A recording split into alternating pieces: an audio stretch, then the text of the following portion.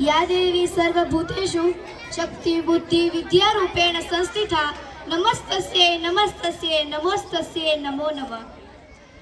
પેલા તો ધ્રુવ ભટ્ટની પંક્તિ મને યાદ આવે કે ઓચિંતું કોઈ મને રસ્તે મળે અને કદી ધીરેથી પૂછે કે કેમ છો।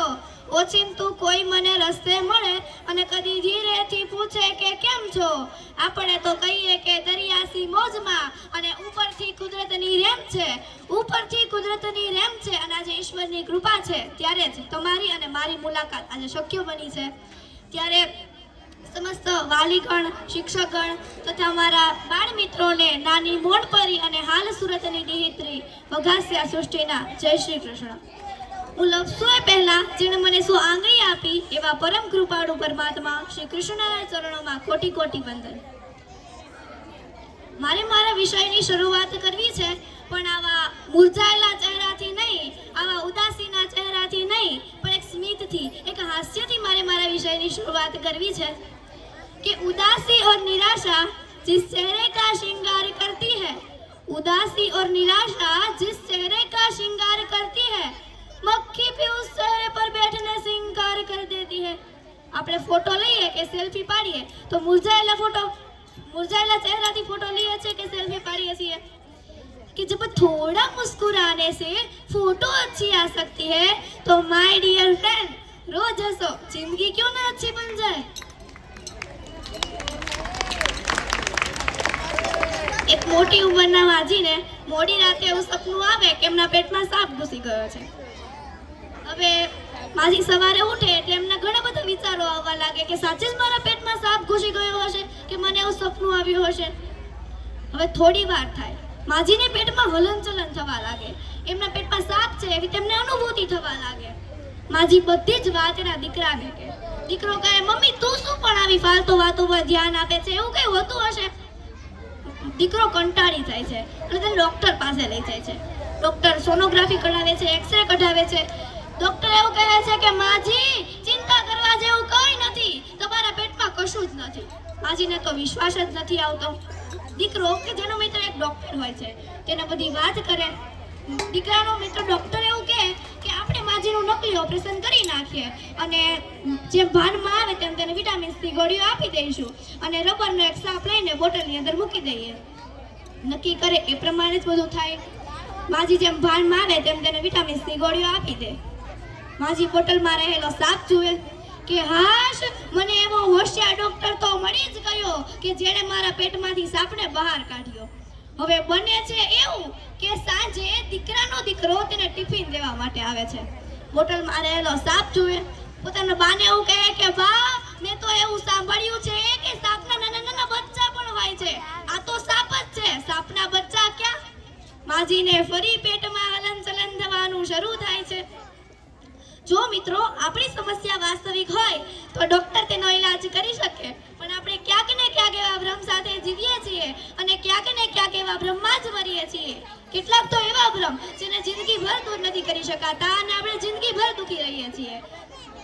વિદ્યાર્થી મિત્રો છે મારે તેને એવું કહેવું છે કે આપણે પણ ક્યાંક ને ક્યાંક એવા ભ્રમ સાથે જીવીએ છીએ કે આખા વર્ષ દરમિયાન અભ્યાસમાં રુચિ નથી ધરાવતા અને આપણે એવું વિચારીએ છીએ કે એક્ઝામ આવશે પહેલા બધી તૈયારી થઈ જશે, પણ સમય ક્યારે પસાર થઈ જાય એની ખબર જ ના પડે અને એક્ઝામ આવીને ઊભી રહે ત્યારે આગ લાગે ને ત્યારે આપણે કૂવો ખોદવા માટે બેસીએ છીએ। આપણે ઝડપથી વાંચન કરીએ છીએ પણ કશું જ યાદ ન રહે એ માટે સમય નિશ્ચિત કરવો પડે, સતત મહેનત કરવી પડે તો જ પરીક્ષામાં સફળ થવાય।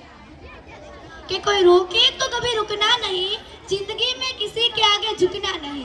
कोई रोके तो कभी रुकना नहीं, जिंदगी में किसी के आगे झुकना नहीं। नींदें पूरी हो ना हो, मेहनत करने से वो मोड़ना नहीं। ભારતના રાષ્ટ્રપતિના પદ પર રહી ચૂકેલા ડોક્ટર અબ્દુલ કલામને તેઓ જે શાળામાં ભણાવતા હતા તેઓને તે શાળામાં બોલાવવામાં આવે છે। એક વિદ્યાર્થી તેમને એક પ્રશ્ન પૂછે છે કે તમે રાષ્ટ્રપતિ છો, શિક્ષક છો અને પછી તમે મિસાઇલમેન બન્યા તો આજની જનરેશન પ્રમાણે વિદ્યાર્થી પોતાના જીવનમાં સક્સેસ કઈ રીતે થઈ શકે। ડોક્ટર અબ્દુલ કલામ એવું કહે છે કે પોતાના જીવનમાં 3 વાત હંમેશા યાદ રાખવી। પહેલું પોતાનું લક્ષ્ય, બીજું મહેનત ક્યારેય વ્યર્થ જતી નથી અને ત્રીજું અસંભવ કોઈ વસ્તુ નથી। તમારે શું બનવું છે, લક્ષ્ય નક્કી કરો, તેની પાછળ સતત મહેનત કરવાની, દિવસ રાત એક કરવાની સહન શક્તિ અને શક્તિ હોવી પડે. જો તમે ખાલી મીઠું ખાઓ, સ્વાભાવિક વાત છે તમને ખારું લાગશે, પણ તમે ખારાશનો અનુભવ કર્યો જ નથી તો એ મીઠાવાળું શાક પણ તમને નહીં ભાવે. એ માટે તમે જીવનમાં પહેલા કડવાશ લેવી પડે, સંજોગો સામે લડવાની શક્તિ અને સહન શક્તિ પણ હોવી જોઈએ. વિદ્યાર્થી તરીકે મારે જો તમને પુરુષાર્થ ગણાવવા હોય તો હું યાદ કરીશ મહાભારતના એક એવા પાત્રને કે જેની ગુરુ ભક્તિથી આપણે કોઈ અજાણ નથી. એવા રાજા હિરણ્યધનુનો પુત્ર એકલવ્ય કે જેને ગુરુ દ્રોણાચાર્યએ શિક્ષા આપવાની ના પાડી છતાં તે તેઓના આશ્રમમાં રહીને તેના સેવક તરીકે રહ્યા.